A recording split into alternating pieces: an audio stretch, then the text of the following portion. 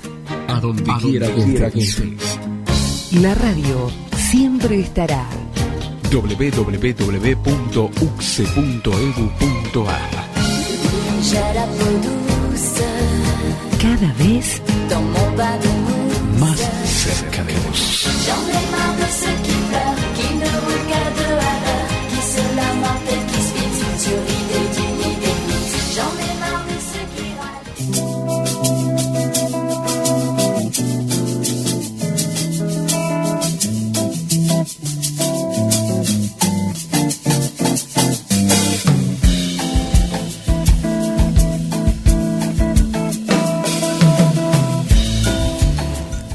Bueno, muy buenas tardes, bienvenidos a todos nuestros oyentes que nos están esperando todos los viernes en este programa, muy bienvenidos, los esperamos aquí, en este caso acompañada por Milagros. Buenas tardes, Mili, ¿cómo estás? Sime, ¿cómo estás? Bien. Contenta de estar otra vez aquí. Bueno, hoy los vamos a estar acompañando nosotros, les recordamos que como lo hemos mencionado en el programa anterior, la idea es que los miembros de la asociación de las que formamos parte vayan pasando por esta hermosa experiencia de radio. Así que, bueno, hoy los vamos a acompañar nosotros. Les recordamos que estamos por Radio Estudio 1, 104.9 de la Universidad Católica de Santiago del Estero.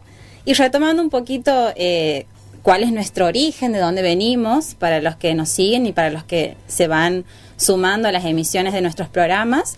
Nosotros formamos parte de la Asociación de Investigadores de Historia de Santiago del Estero y este programa es uno de los proyectos que tiene esta asociación y que tiene, bueno, entre sus objetivos, entre sus propósitos, difundir, compartir y analizar diferentes problemáticas, tanto de la historia local como regional, nacional, internacional también, y sobre todo y muy particularmente también como un espacio de difusión de los trabajos en el área de ciencias sociales y particularmente aquellos de producción local, ¿sí?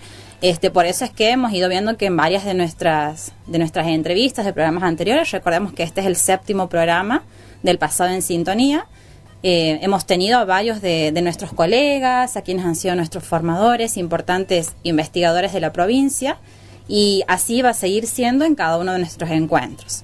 Bueno, para continuar les contamos por dónde nos pueden ir contactando, por dónde nos pueden ir siguiendo. Bueno, Sime, nos pueden contactar por la página de la radio, la Universidad Católica, es ucse.edu.ar. Tenemos una fanpage en el Facebook, nos buscan como Asociación de Investigadores de Historia Santiago del Estero. En Instagram estamos como investigadores-historia-SGO y nuestro canal en YouTube, por donde, bueno, transmitimos el programa en diferido. Nos van a encontrar con la sigla de la asociación, que es a.i.h.s.e historia. Bueno, ahí están los programas anteriores, desde el primero hasta el 6º programa. Y bueno, también desde el programa anterior, novedad, transmisión en vivo. Así que, bueno, un saludo a todos. Y también está bueno que nos dejen sus mensajes con buena onda, por supuesto, sí. Siempre, para que tratemos de leerlos al aire. Siempre está bueno sentirse acompañada. Así es. Bueno, y desde ya agradecemos a los que nos acompañan las ediciones anteriores también, y bueno, bienvenidos a los que se suman a partir de este programa. Bueno, les vamos contando a nuestros oyentes que para el programa de hoy tenemos varias secciones y particularmente en este primer bloque vamos a estar refiriéndonos, como siempre, a conmemoraciones o aniversarios destacados de esta semana, y en este caso en el programa de hoy vamos a tomar el voto femenino y la institucionalización de la educación en nuestra provincia. Sí. Para el segundo bloque. Bueno, volviendo de la pausa, vamos a compartir un par de entrevistas realizadas el pasado 30 de agosto durante las primeras jornadas nacionales del deporte, un acontecimiento académico bastante de interesante. Gran trascendencia. Sí, sí, llevado a cabo en la Universidad Nacional de Santiago del Estero. En primer lugar, bueno, a Víctor Lupo, gran personalidad del deporte, y por otra parte a Carlos Aira, ¿no? Los dos haciendo referencia, bueno, a sus ponencias, y también, bueno, por parte de Carlos Aira una reflexión en torno al deporte y al lugar del deporte relacionándolo con el federalismo dentro del país. Bastante interesante. Bien, sí, Lupo también haciendo un análisis del deporte en la actualidad, como en realidad él toma el deporte a través de la historia política, entonces también comparte como una mirada desde la actualidad, ¿no? Sí, así sí. que súper novedosos los enfoques. Sí, en realidad, bueno, ya después vamos a compartir seguramente a posterior de las entrevistas, pero lo que ha significado, como decías vos recién, esta instancia de las Jornadas Nacionales de Deporte, las primeras y en nuestra provincia, ¿no? Sí, un sí. espacio muy esperado, así que bien, bueno, vamos a ir con a iniciar nuestra primera sección y para eso vamos a retroceder en el tiempo.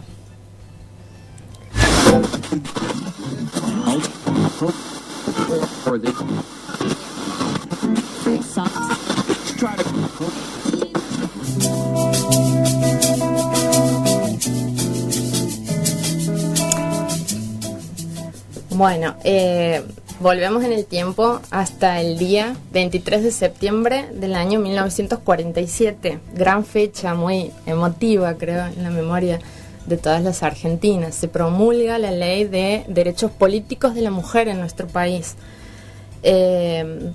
Bueno, generó acalorados debates en el seno de nuestro Congreso y resistencias por parte de diferentes sectores, sobre todo, bueno, de quienes se oponían a esta ley.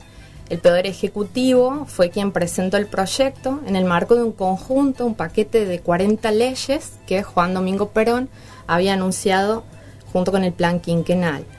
Hasta ese momento, a partir de la ley Sáenz Peña de 1912, recordemos que había establecido el voto secreto y obligatorio. Los únicos habilitados para votar eran los hombres, género masculino, mayores de 18 años, nacidos en Argentina y residentes dentro de las 14 provincias que tenía en ese momento nuestro país. Recordemos que Tierra del Fuego, Santa Cruz, Chubut, Río Negro, Neuquén, La Pampa, Chaco, Formosa y Misiones, actuales provincias, en ese momento son considerados territorios nacionales.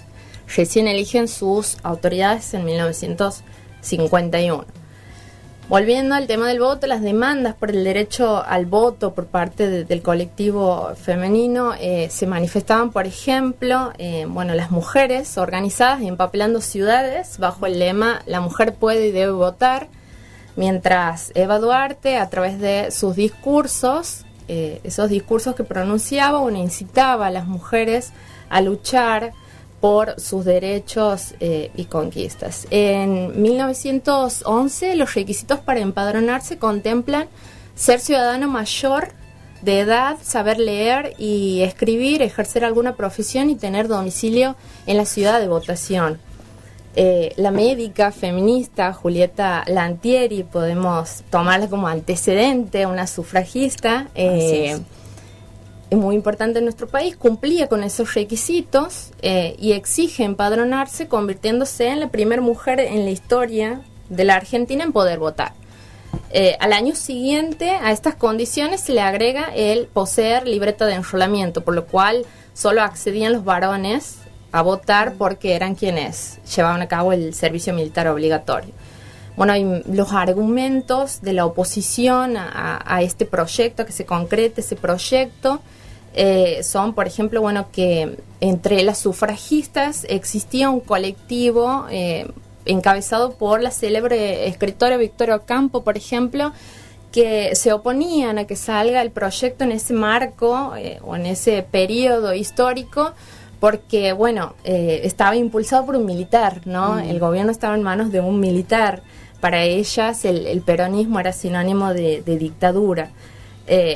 Otros argumentos, la oposición tenía ciertas contradicciones. Los radicales, las mujeres radicales también siempre habían apoyado el voto femenino, son, históricas sufragistas. Sin embargo, el sector de Arturo Frondizi, el radicalismo intransigente, consideraba que dar el voto implicaba beneficiar al peronismo, sabían que las mujeres lo iban a apoyar masivamente. Por otra parte están los conservadores, ¿no? Su argumento en contra del proyecto es que, por una parte, como opinaban los radicales en consonancia con Frondizi, es que iba a favorecer al peronismo, Y por otra parte, ¿no? Bueno, siempre la mujer como paladín del hogar y la familia, se consideraba que otorgar este derecho a la mujer iba a significar la destrucción de la familia como Bien. un valor.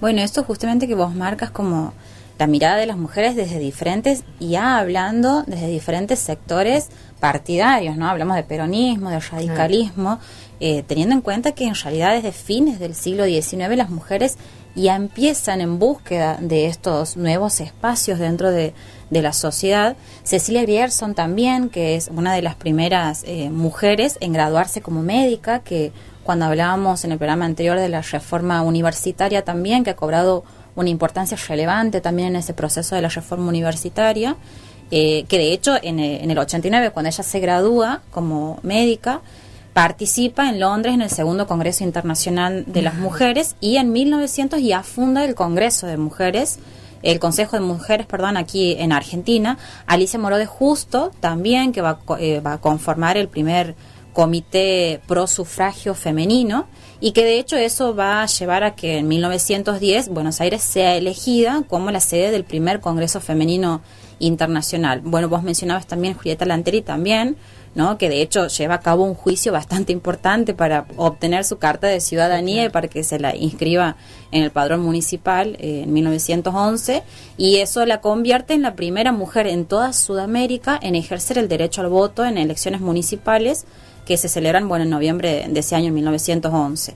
De hecho, ella va a lanzar una candidatura para diputada nacional por la Unión Feminista Nacional, que va a ser apoyada, por supuesto, por Alicia Moró de Justo y por Elvira Rawson, que también es otra de las mujeres destacadas. Durante toda la década, entre la década del 20 y la década del 30, en realidad, Alfredo Palacios, que a principios de la década del 10 impulsa el primer proyecto por el voto femenino, pero que realmente no tiene respuesta, que es un año antes de la ley Sáenz Peña justamente, no tiene realmente demasiada trascendencia, y durante toda la década del 30, en pleno proceso de golpe militar, en realidad sucesivos proyectos que se presentan no tienen realmente cabida dentro de esa mentalidad, ¿no?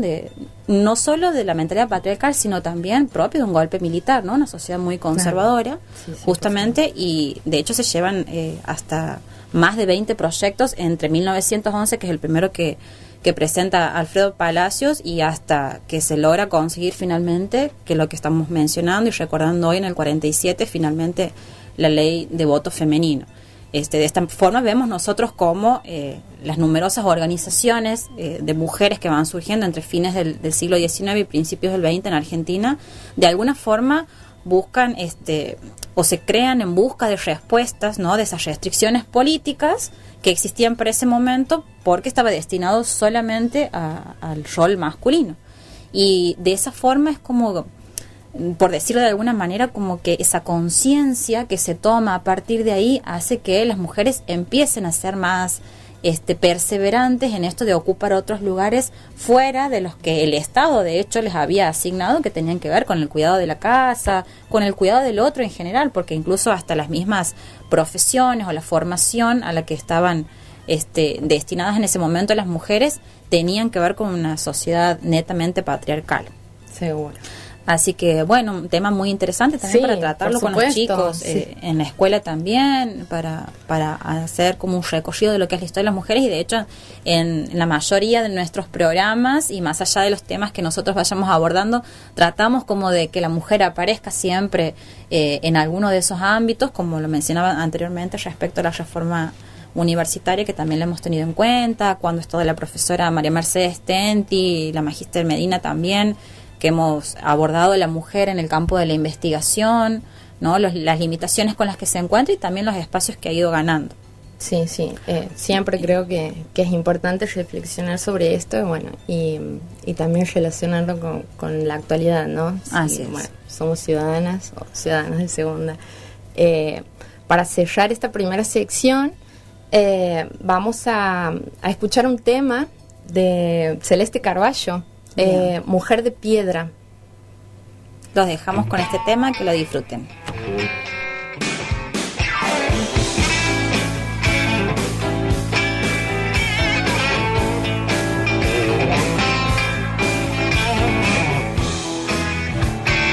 Tú, mujer de piedra,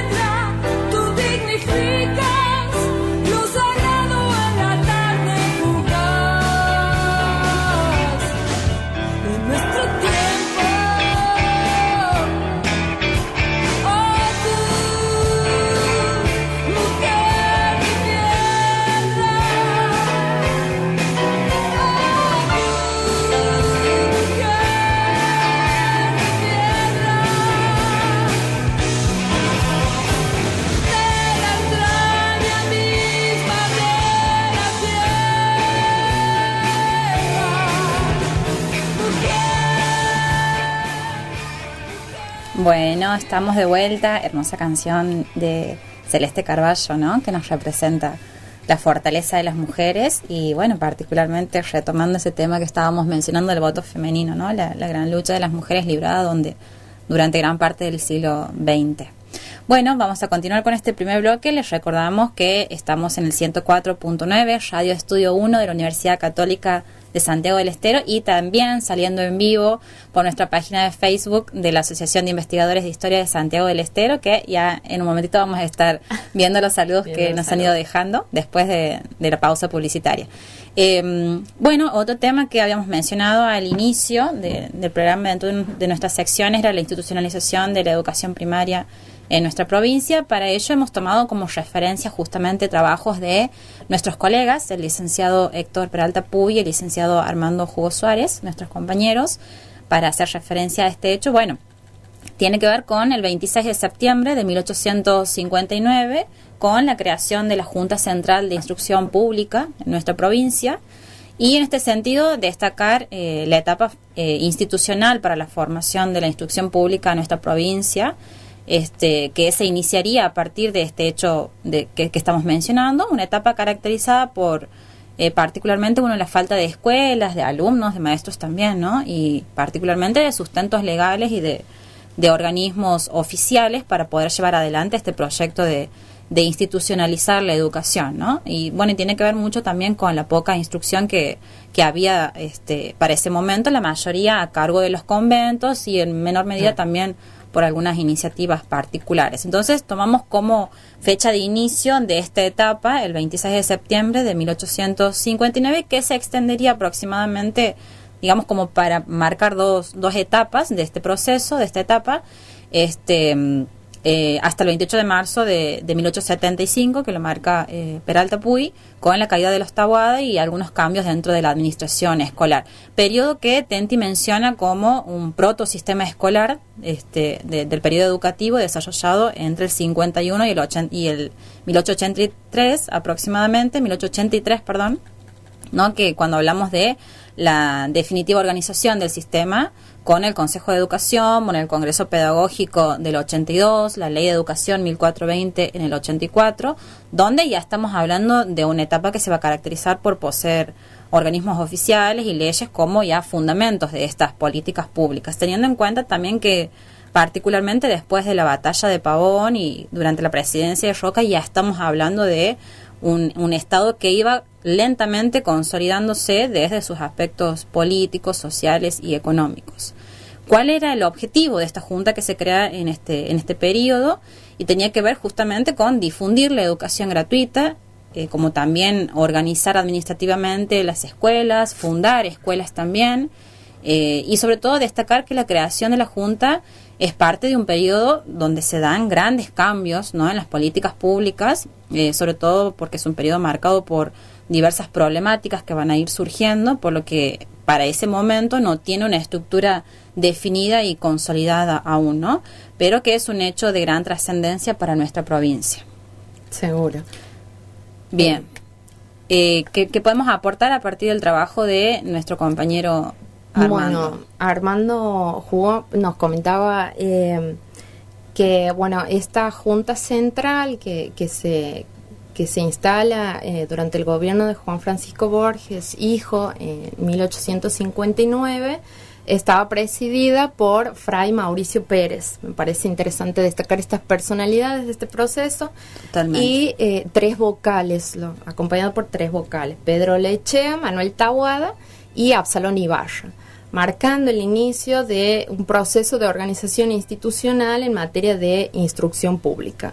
Lo toma, haciendo referencia, bueno, lo importante de los aparatos, del aparato educativo para la conformación definitiva del Estado. Uh-huh. Lo toma, bueno, a Oslac, que nos dice, bueno, que la formación del Estado a partir de la instancia política que articula la dominación en la sociedad y la materialización de esta instancia en un conjunto independiente de instituciones, insta a mirar una creciente estatidad, que es la condición de ser Estado como forma de organizar el poder y el ejercicio de la dominación política en este momento, ¿no? Fundamental. Bueno, el decreto prevé el establecimiento de la Junta Central de Instrucción Pública en el Departamento Capital, ¿sí? Como para agregar, está integrada por 4 vecinos, y las juntas centrales en los departamentos de la campaña estaba integrada por 3 vecinos, o sea que está conformando una red, ¿sí? De instituciones, bueno, van a ser los cimientos de lo que comentabas, lo que va a ser más tarde después nuestro sistema educativo. Exactamente, por eso es una fecha muy importante para destacar, ¿no? Porque tiene que ver con la consolidación no solo del Estado nacional, sino del Estado provincial. Entonces marca también como un antes y un después dentro de la conformación de este Estado provincial. Así que una fecha muy importante para destacar.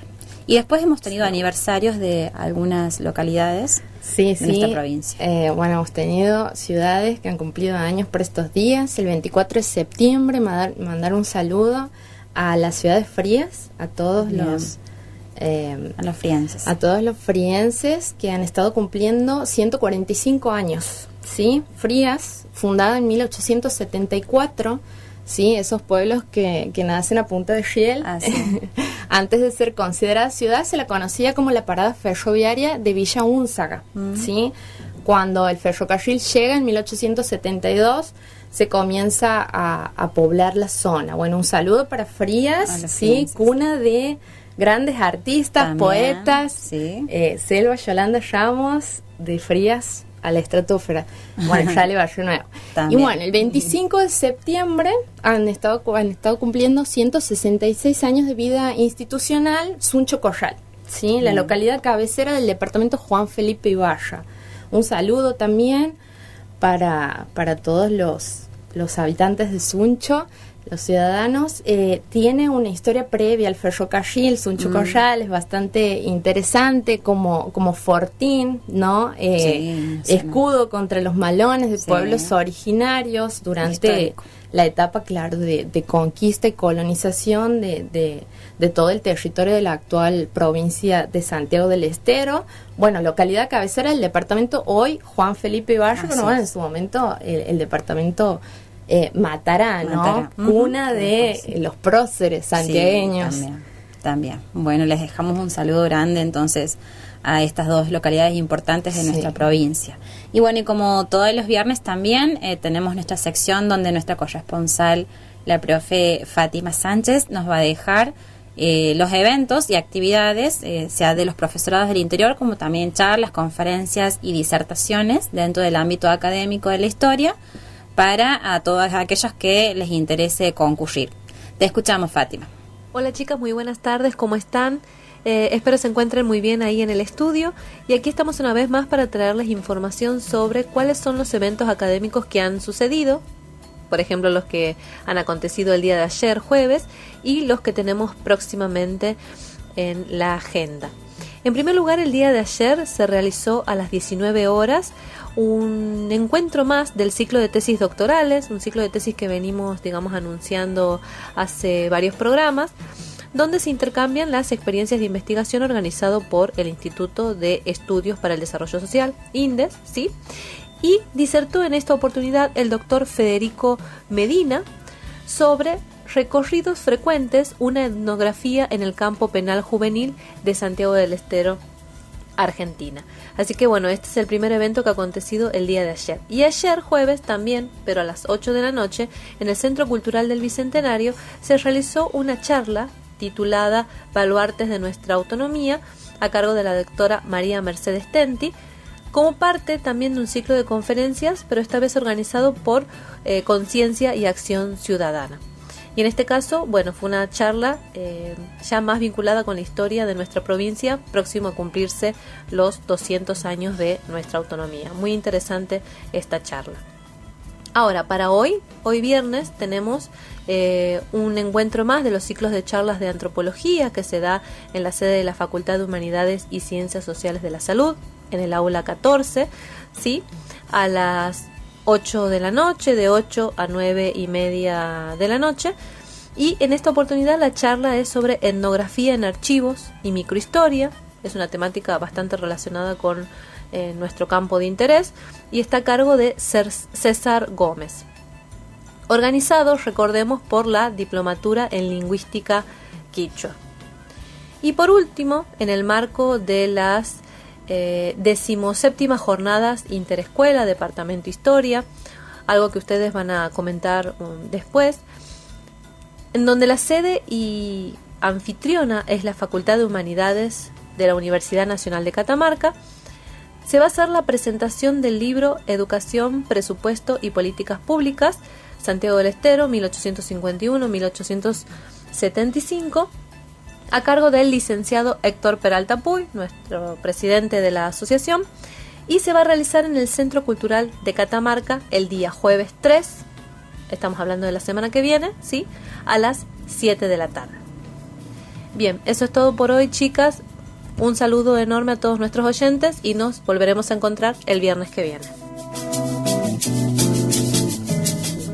Bueno, agradecemos a Fátima, gracias compañera por esta información, muy interesante, seguro, todos los eventos académicos. Y bueno, vamos al corte publicitario. Los dejamos con un tema dedicado a su ciudad de origen, Frías, interpretado por Shali Barrio Nuevo. Que lo disfruten. Bueno,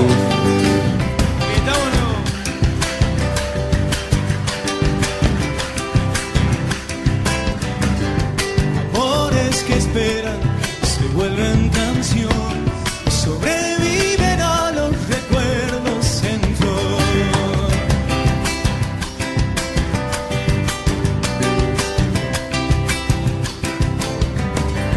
A veces flotando, un náufrago soy algún pedazo del tren que pasó.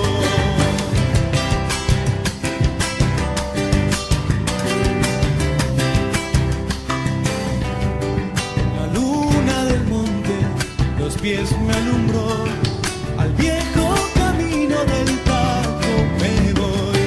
Y cuando regreso, fría soy sol, remontan las coplas preñadas de amor. Como cada año, Cada mes cada día de tu vida, estamos junto a vos. brindándote solo lo mejor. Radio Estudio 1, 104.9. cerca. ¿Piensas seguir una carrera universitaria? Entrá a la página web de la Universidad Católica de Santiago del Estero, www.ucse.edu.ar, y mirá toda la oferta educativa que tenemos para vos. Además, ya puedes inscribirte en el curso de ingreso anticipado 2020. Universidad Católica de Santiago del Estero. SIDA. Lo que hay que saber. La prevención y la concientización de las personas puede ayudar a disminuir la propagación de la enfermedad. El uso de preservativos es fundamental para evitar la infección por vía sexual. Evitar el intercambio de agujas y jeringas en el caso de uso de drogas por vía endovenosa. No se transmite por el aire, ni por la saliva, el sudor, lágrimas u orina. No se transmite por un abrazo, un beso, un apretón de manos. No se corre ningún riesgo al compartir el mismo lugar de trabajo o diversión, como ser baños, piletas de natación, escuelas, clubes, teléfonos públicos, cines, hospitales, oficinas, transportes. La prevención es esencial, ya que hasta el momento no existe cura para el HIV. Pero algunos medicamentos, como el AZT, están ayudando a muchas personas a vivir más tiempo. Es necesario la implementación de estrategias que alienten a las personas a cambiar su comportamiento a través de discusiones de grupo, charlas, afiches y folletos. Esto es muy importante.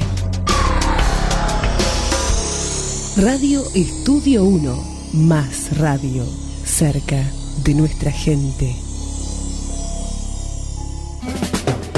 Asignatura pendiente. Todos los viernes acompáñanos a las 16 horas en Asignatura Pendiente, un programa de la Facultad de Ciencias Políticas, Sociales y Jurídicas. ¿Cuál es tu asignatura pendiente? Vamos a estar aquí, Andrea y Gustavo, hablando un poco con algunos invitados sobre política internacional, derecho y la actualidad. Nos van a acompañar estudiantes de nuestra facultad y nos van a comentar un poquito cuáles son las actividades que vamos a realizar durante la semana, cuáles son las que pasaron y las que vendrán. Asignatura pendiente. Por Radio Estudio 1, 104.9. Viernes de 16 a 17 horas. ¿Necesitas realizarte pruebas de ADN, de paternidad, maternidad y grados de parentesco? En el Laboratorio de Genética Molecular del Instituto de Biomedicina de la Universidad Católica de Santiago del Estero puedes hacerlo. Estudio de alta complejidad, con resultados calificados, avalados por la Sociedad Internacional de Genética Forense. El Instituto de Biomedicina de la Universidad Católica de Santiago del Estero garantiza confidencialidad y altos niveles de certeza. Asesoramiento gratuito, facilidades de pago con tarjetas de crédito. Por más información, comunicate al teléfono 0385-421-1777 interno 340 o al celular 385-426-3314. Por email a secretaria.biomedicina@ucse.edu.ar. Desde Santiago del Estero. Transmite Radio Estudio 1, 104.9. 104.9. Cerca.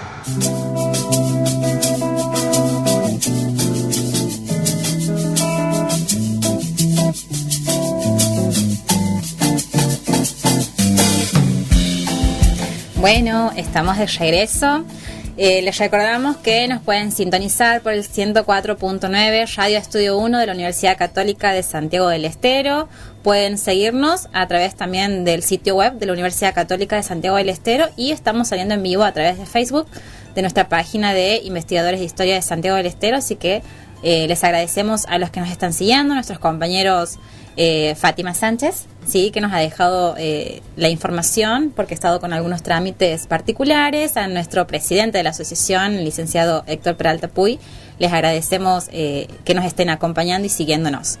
Bueno, en este segundo bloque del programa vamos a compartir, como habíamos mencionado, las entrevistas que nos han dejado dos personajes importantes dentro de lo que es la historia del deporte, en el contexto, en el marco de las primeras jornadas nacionales del deporte que se han desarrollado el pasado 30 de agosto en la Universidad Nacional de Santiago del Estero.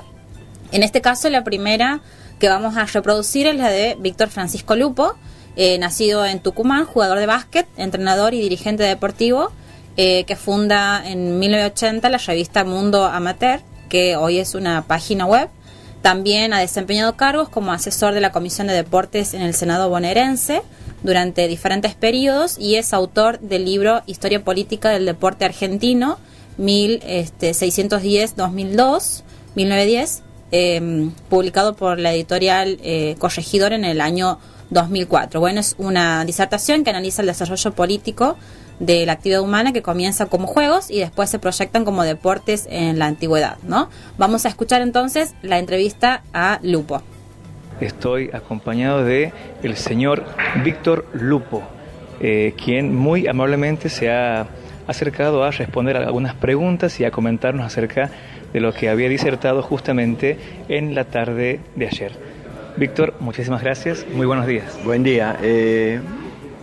Primero agradecer la invitación que me hizo la Facultad de Ciencias Sociales en este primer encuentro, primeras jornadas sobre historia del deporte, una cosa que no se hace normalmente.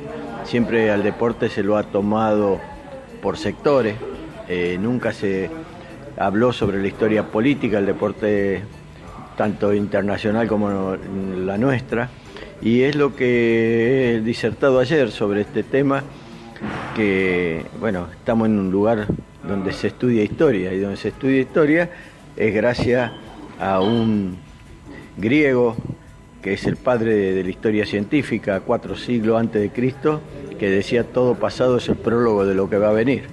Y bueno, creo que en estos momentos que vive la humanidad, que vivimos nosotros como sociedades, donde parece que todo comienza el día que uno llegó, y no es así. Entonces me parece que estas 2 jornadas de reflexión han sido de un nivel espectacular. Hubo algunos profesores, algunos profesores de educación física que han llamado la atención por su profundidad, por hablar de la identidad de nuestro pueblo, de nuestros clubes, de nuestras instituciones, de nuestros deportistas. Y bueno, me voy muy contento de esta jornada. le quería preguntar, entonces, a nivel balance también, ¿qué le han parecido las otras ponencias?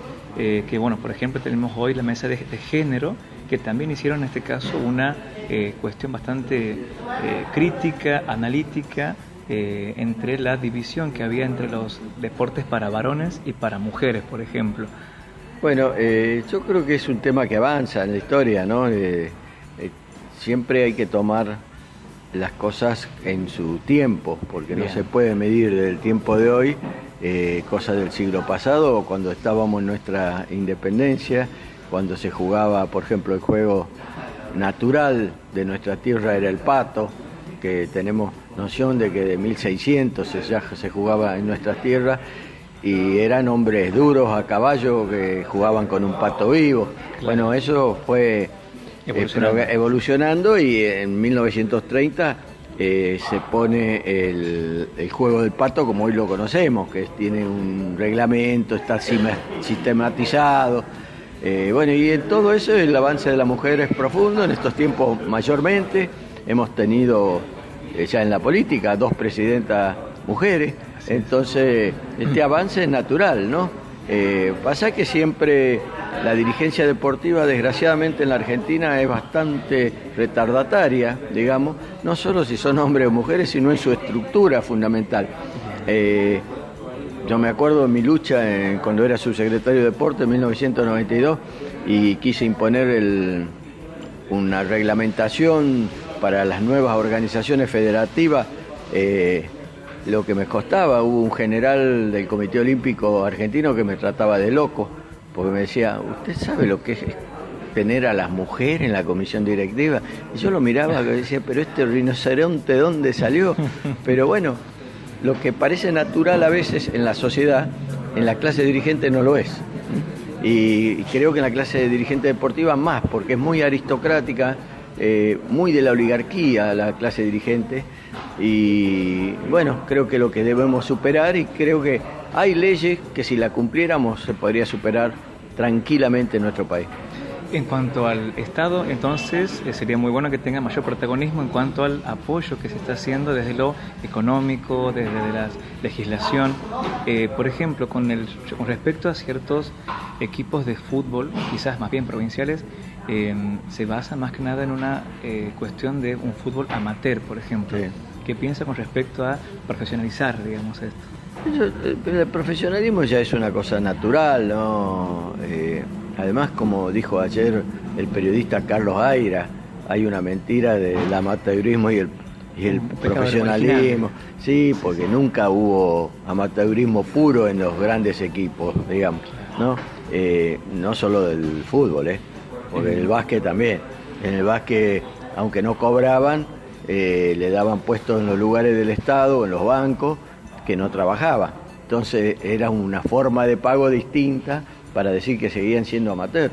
Y la Argentina sufrió mucho a causa de eso, sufrió un retroceso grandísimo en 1955, que yo en mi primer libro, que es Historia Política del Deporte Argentino, lo trato y me ha traído mucho dolor de cabeza con un tema que es el genocidio deportivo que hubo en 1955 en la Argentina. Ese genocidio deportivo nosotros decimos porque se suspendió a la mejor camada de deportistas de todos los deportes por el solo hecho que habían recibido una motoneta. Es famoso en la historia el tema de la motoneta que Perón le otorgaba a los deportistas, y eso lo convirtió en profesional y por eso lo suspendieron, digamos, perdiendo a la camada de la generación dorada anterior a la actual de básquet, que había salido campeón del mundo, subcampeón panamericano 2 veces, digamos. Bueno, esto, por eso la Argentina tiene esos idas y retrocesos que son profundos, y creo que para eso hay que institucionalizar, legalizar. Y hoy tenemos todas las leyes para hacer una revolución deportiva, pero no se cumplen las leyes. Eso quería preguntar, desde su mirada crítica, ¿cómo ve esa relación entre el Estado y el deporte en general hoy, digamos, siglo XXI, más allá de cualquier cuestión política, digamos, de cualquier partido político, cómo se ve por lo menos en estos últimos 10 años quizás? Muy mala, porque no se cumple la ley. Cuando no se cumple la ley, vos estás fuera de la ley, y una sociedad no avanza fuera de la ley. Eso es un tema central, sea cualquiera que sea el partido. Y el otro tema es que hay una conciencia que se ha metido mucho en nuestro país, en la clase dirigente o en el periodismo especialmente, que dicen que no hay que mezclar la política con el deporte. Cuando alguien te dice que no hay que mezclar la política con el deporte, te está haciendo trampa. Es el neoliberalismo que dice no mezclemos, porque si como ya lo tenemos, ¿para qué vamos a mezclar? Entonces mezclar quiere decir que el pueblo organizado puede tener poder que lo tienen ellos hoy. Entonces esto es lo que no aceptan de la política. Cuando alguien dice no hay que mezclar la política con el deporte, está haciendo trampa. Doctor, lo último, ¿algún mensaje para dejar fundamentalmente a los que estamos iniciándonos en este espacio, ¿no? La verdad que es un momento único donde estudiamos al deporte desde lo histórico, desde los orígenes, evolución, buscamos en diferentes fuentes, en la oralidad. ¿Algún mensaje para los que estamos comenzando con esta experiencia? Bueno, que sigan adelante, que no decaigan, que no es una carrera para hacer plata, muchachos, le digo, se van a encontrar con muchas sorpresas. El pueblo avanza siempre antes que los dirigentes, van a chocar con los dirigentes que ponen trabas a estas cosas. Acá es notorio, digamos, no voy a ser yo quien pueda decirlo hoy, pero digamos, estas jornadas tendrían que haber cerrado toda la facultad y venir a escuchar. Es un lujo los disertantes que tuvieron. Pero bueno, es lo que somos y hay que avanzar, hay que no desfallecer nunca y quiero felicitar a los organizadores porque me llevo una gran imagen de lo que ha sido esta jornada. Muchísimas gracias. Gracias a ustedes. Bien, bueno, agradecemos enormemente la predisposición de Víctor Lupo para brindarnos unas palabras y también a nuestro compañero Enzo, que ha sido el encargado de llevar a cabo estas entrevistas. Bueno, vamos a escuchar ahora. Bueno, vamos a la segunda entrevista. Esta vez el entrevistado es Carlos Zaira. Él se define como periodista vocacional, es más allá de sus estudios cursados, ¿sí? Entre el 2002 y el 2011 fue parte de los equipos de Esperanza Racinguista, y esto es Racing. Lleva adelante 2 emprendimientos propios que tienen que ver con la historia del fútbol argentino, de galera y bastón, y tiene un blog que pertenece a la agencia Telam, y además tiene su web cenex.com.ar, ideada y diseñada y dirigida por él. Bueno, este periodista ha desarrollado su ponencia, cuyo título fue Buenos Aires y el falso federalismo, recorrido histórico. Lo escuchamos. Estoy ahora en presencia del señor Zenén Carlos Zaira Fernández, ¿sí? Quien hoy nos va a presentar acerca del tema Buenos Aires y el federalismo futbolístico, recorrido histórico, ¿verdad? Mucho gusto, ¿cómo le va? Feliz de la vida estar acá. ¿Cómo andamos? Todo bien, aquí estamos en el tema de la organización, son primeras jornadas nacionales, es algo histórico y bueno, espero que sea algo totalmente positivo. Le quería preguntar, ¿qué le parecen estas convocatorias a estas primeras jornadas nacionales del deporte? Para mí es maravilloso estar acá, sobre todo poder, con ojos porteños, poder visibilizar un tema que tal vez discutimos mucho en ciertos ámbitos de historia del fútbol argentino, que tiene que ver con esto que marcabas, ¿no? ¿Cuál es el verdadero rol de las provincias en el fútbol argentino, el entramado del fútbol argentino? Y te reitero, para mí es un orgullo estar aquí en Santiago del Estero, enorme, inmenso. Y cualquier jornada que tenga que ver con la visibilización del deporte a través no solamente de los clubes, sino también de las universidades, es completamente necesario. Así que feliz de estar aquí. Y justo es la palabra clave, el federalismo, ¿verdad? Verlo desde ese sentido un poco más amplio, un poco más inclusivo y obviamente vinculado con la cuestión histórica de esto, ¿no? Sí. El fútbol argentino tiene un pecado original. Yo siempre parto desde ese lugar. Bien. El pecado original es entender que el campeonato de primera división no es otra cosa, o mejor dicho, no es otra cosa que el campeonato profesional de Buenos Aires con invitados. Si partimos desde ese lugar, comenzamos a comprender por qué en 120 años de organización de fútbol a nivel nacional, absolutamente todo se circunscribe a Buenos Aires y los invitados. Pero hay un recorrido que hay que entender, que hay que conocer primero, y después hay que comprenderlo, y después sí podemos discutir hoy con otras características del fútbol, inmerso en el mundo del entretenimiento, del espectáculo, con millones y millones de pesos en derecho de televisación. Bueno, ¿cómo está el fútbol del interior, o cómo entra el fútbol de las provincias, mejor dicho, a esta cuestión que tiene que ver con una dinámica enorme que es la del fútbol grande? Porque ya es diferente a como era hace, por ejemplo, 35 años cuando se instauró la vieja B Nacional. Pero hay que comprender, hay que conocer ese recorrido hasta llegar a la actualidad. Perfecto. Y bueno, en eso estoy acá.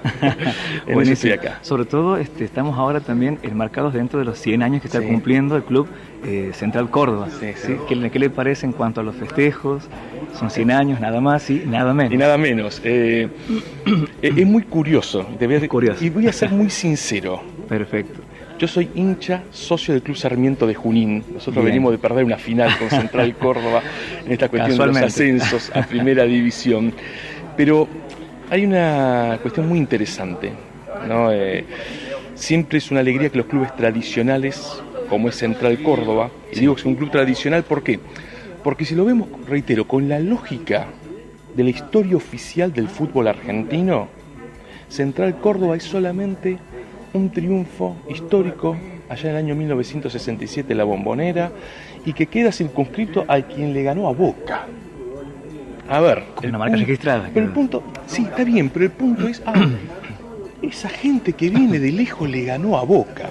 Claro. Y fue el primer equipo del llamado interior que le ganó un grande en Buenos Aires en el marco de un campeonato nacional. Como una hazaña, como una proeza futbolística, digamos. Pero es mucho más que eso, porque Central Córdoba se engloba no solamente una institución, reitero, histórica, con un acervo inmenso en una provincia, en una ciudad, aparte de la provincia más antigua del país, sino también en una línea de tiempo en el cual el fútbol de Santiago del Estero, y yo les aseguro que muy pocos santañeros deben saber, por ejemplo, que fue el primer equipo que rompió la hegemonía de capital y provincia de Buenos Aires en los campeonatos argentinos. Entonces hay toda una línea de tiempo, hay un recorrido que le permitió a Central Córdoba ser ese partido que hoy es un hito, pero hay una línea de tiempo que le permitió llegar a ese lugar y ganarle a Boca, como 2 semanas antes estuvo muy cerca de obtener un resultado frente a Estudiantes en La Plata. Estudiantes, campeón del Nacional, del Metropolitano, y es el equipo que muy poco tiempo después va a ser campeón del mundo en Manchester. Y tal vez, como el resultado no se dio aquella tarde, no entra en la historia. Claro. Que es el Central Córdoba que jugó Nacional B, un Nacional B muy competitivo, a fines de los 80, a principios de los 90, y es un Central Córdoba que hoy no solamente está en Primera División, sino que hizo un recorrido desde el Federal, del Argentino A la Primera División sin escalas, llegando a cuartos de final de Copa Argentina. Digo, hay un recorrido histórico de una institución que está atravesando su centenario, pero que hay que entenderla también en el marco de lo que es la historia del fútbol santiagueño, que es completamente desconocida. Ni te digo en Buenos Aires. O sea que desde lo histórico hay poca luz, si se quiere, sobre este tipo de fuentes, que está en este caso usted reconstruyendo. Ni hablar. Con respecto a las siguientes mesas y a las siguientes ponencias que hoy nos competen compartir, digamos, ¿en qué cree que, digamos, hay una suerte de aporte, que cree que puede ser totalmente positivo, que haya diferentes deportes, pero visto desde lo histórico, desde lo metodológico, puede uno llegar a una... no sé si simbiosis, pero sí a una comunicación un poco más compleja de lo que sería en este caso la historia del deporte? Hay que escuchar. La realidad es esta. Siempre es interesante escuchar, ¿no? la ponencia, el enfoque, el encare, sobre todo, por ejemplo, yo que soy porteño, y cuando veo el programa me encuentro que hay un montón de cuestiones que tienen que ver con, no solamente con el fútbol, sino también con el deporte en general aquí en Santiago del Estero. Bueno, es una oportunidad en lo personal para aprender un montón. De compartir otras ideas, otras voces. Aquí me acompaña Víctor Lupo. Víctor fue secretario de Deportes de la Nación. Es un hombre que desde el movimiento social del deporte ha hecho muchísimo en el marco del deporte amateur en la República Argentina. Entonces también la presencia de Víctor engalana sin lugar a dudas este encuentro. Totalmente. Como pregunta final, ¿Qué mensaje dejaría para los que están interesados tanto en la práctica del deporte como en la investigación de los mismos? Bueno, yo voy a hablar de la investigación, no de la práctica. Se está dando un fenómeno muy interesante en los últimos tiempos, Bien. Sobre todo visibilizado mucho por redes sociales. Yo siempre parto de un lugar que tiene que ver que hay una comunicación oficial, por ejemplo, del deporte argentino, del fútbol argentino y hasta de la historia del fútbol argentino, y esa comunicación oficial del deporte argentino, la gran mayoría de las veces deja fuera un montón de actores. Esos actores son los que los traen al centro de la escena nuevamente, investigadores que tal vez estén afuera de ese circuito oficial. Por eso es muy importante, y sobre todo en las provincias, que se vayan sumando investigadores. En el caso del fútbol es vital para poder no reconstruir la historia, porque la historia está. No necesitamos reconstruirla. Lo que necesitamos es poner nuevamente en el centro de la escena un montón de actores que la historia oficial, ahí sí, del fútbol argentino, dejó completamente afuera. Como bien usted comentaba, la palabra visibilizar a esos personajes sociales, deportivos para este caso, inmensos. Y darle, digamos, una nueva mirada, un poco más crítica, un poco más inclusiva también, ¿verdad? No solamente ni crítica ni inclusiva, que está bien, ¿eh? Uno puede agarrar y buscarle la vuelta que uno quiera, pero visibilizarla. Fundamental. Ya con que la dejemos del anaquel que puede ser un archivo y la pongamos nuevamente en el centro de la escena, desde una foto perdida en un diario, desde la posibilidad de escribir 4 líneas y dar cuenta de quién fue tal persona o qué proceso se fue dando allá lejos ese tiempo, es importantísimo, reitero, para esta, vamos a poner un título, reconstrucción histórica del patrimonio del fútbol argentino. Perfecto. Lo último, como fuentes o como datos, generalmente, ¿a dónde recurre para poder, digamos, realizar toda esta reconstrucción que es bastante amplia? Yo la tengo mucho más fácil que vos. No, y lo explico por qué. A ver. Lo explico por qué. Sí. Porque al no estar digitalizados los archivos de la hemeroteca, de la Biblioteca Nacional, yo que vivo relativamente cerca, puedo consultar periódicos de cualquier momento y de cualquier lugar del país, no importa el año. Entonces, tal vez alguien que vive aquí en Santiago del Estero y no poder acceder hoy por internet a esos archivos y no poder acceder físicamente por una cuestión obviamente de distancia, se hace más complicado. Sí, trabajo con hemerotecas, trabajo con archivos de hemerotecas, sí, claro. Sí. Pero lo ideal sería la digitalización total de los archivos para que sea hasta más democrática la posibilidad de que todos podamos investigar, que esté ahí, claro, acceder e investigar. Claro. Bien, bueno, ahí pasaban las 2 entrevistas, muy interesantes realmente, tanto las ponencias como el balance que hacen ellos. Y bueno, también habíamos tenido en programas anteriores a la magíster Adriana Medina, que ha sido una de las organizadoras, junto al licenciado Pablo Cabrera, de estas primeras jornadas nacionales de deporte, y que justamente remarcaban, ¿no?, la importancia de este espacio para la difusión de trabajos relacionados a la historia del deporte, que hasta el momento no habían tenido un lugar para poder dar difusión. Bueno, como para ir terminando con nuestro programa, queremos destacar hoy particularmente la realización para la próxima semana, entre el 2 y el 5 de octubre, de las jornadas interescuelas, Departamento de Historia, organizadas por el Departamento de Historia de la Facultad de Humanidades de la Universidad Nacional de Catamarca, que también cuenta con la colaboración de los directores y directoras de departamentos y escuelas de historia de las universidades nacionales, que forman parte justamente del Comité Nacional de las Jornadas.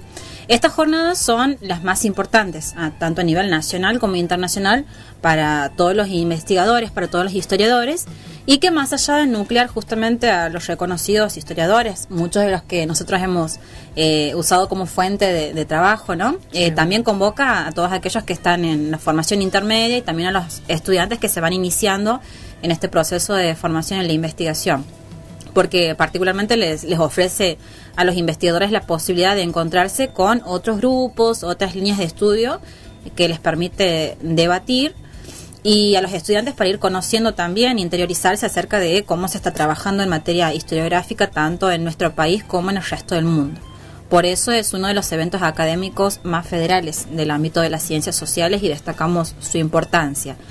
En este caso vamos a tener a compañeros de nuestra asociación, de la que formamos parte, representándonos en estas jornadas tan importantes, y queremos hacer mención quiénes son y qué trabajos van a ir a presentar. Sí. Tenemos al licenciado Jorge Paulo Corbalán, que va a estar como expositor en la mesa 69, con su trabajo César Eusebio del Valle Iturre, constructor de un poder político propio en Santiago del Estero, 1987-1991, que se va a desarrollar el día jueves 3 de octubre de 8 a 13 horas. Estamos hablando de la Universidad Nacional de Catamarca, ¿no?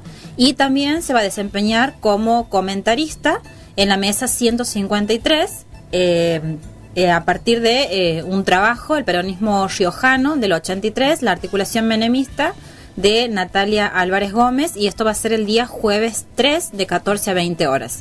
Por otro lado, nuestro productor también, el licenciado Pablo Cabrera, va a estar como comentarista de una mesa con el título de la estigmatización del socialismo en los medios gráficos locales catamarqueños, la figura de Alejandro Russo.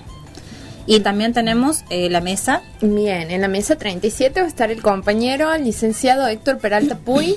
La mesa lleva el título de Impresos y Política en Iberoamérica durante el siglo XIX, periódicos, folletos, hojas sueltas, libros y traducciones. Va a presentar su ponencia, las intencionalidades políticas y culturales de la información impresa durante el proceso de formación del Estado en las provincias de Santiago del Estero.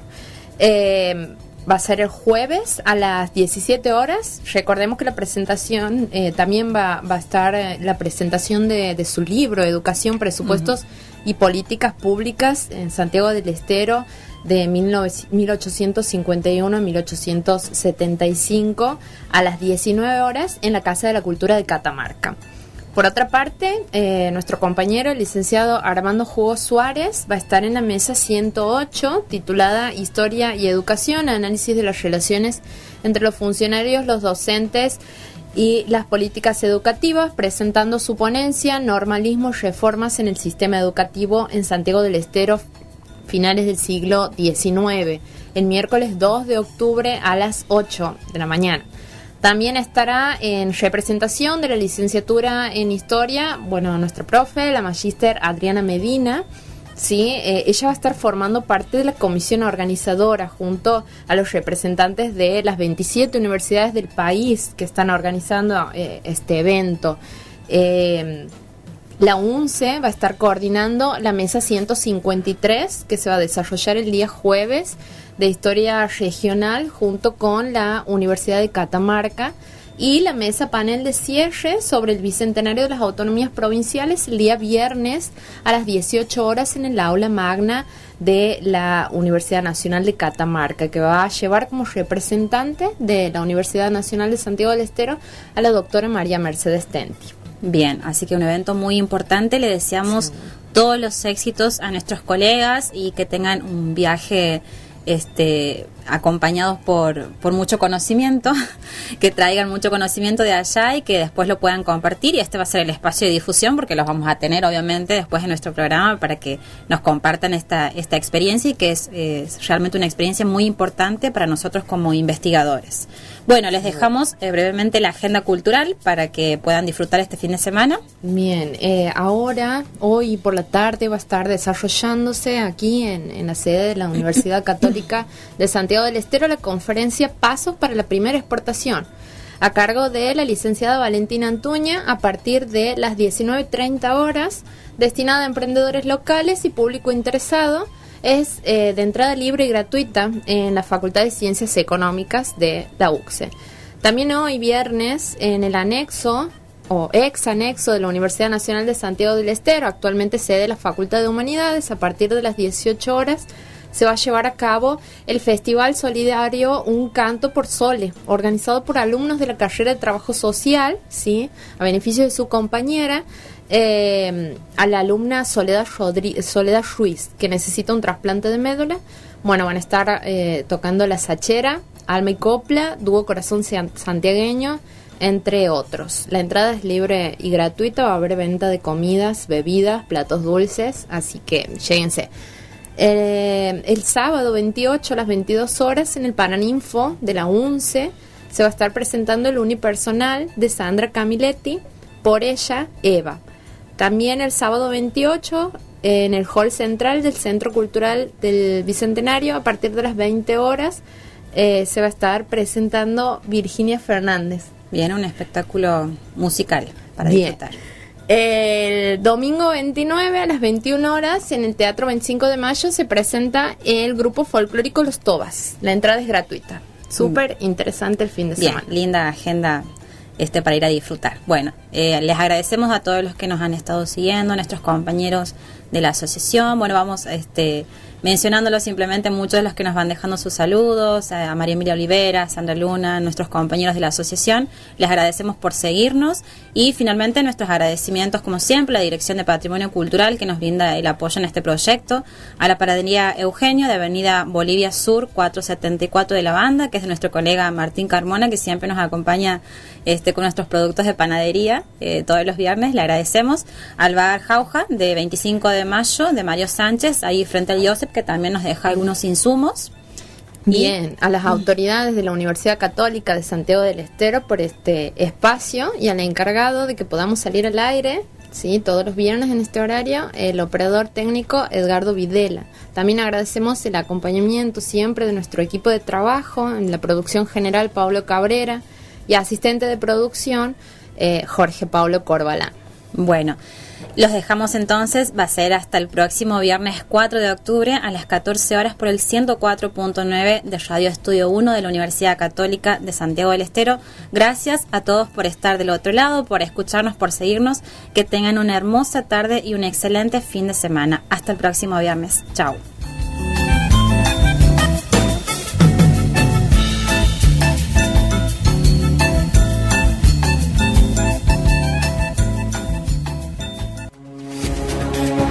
Durante las 24 horas te acompañamos. Somos parte de tu vida.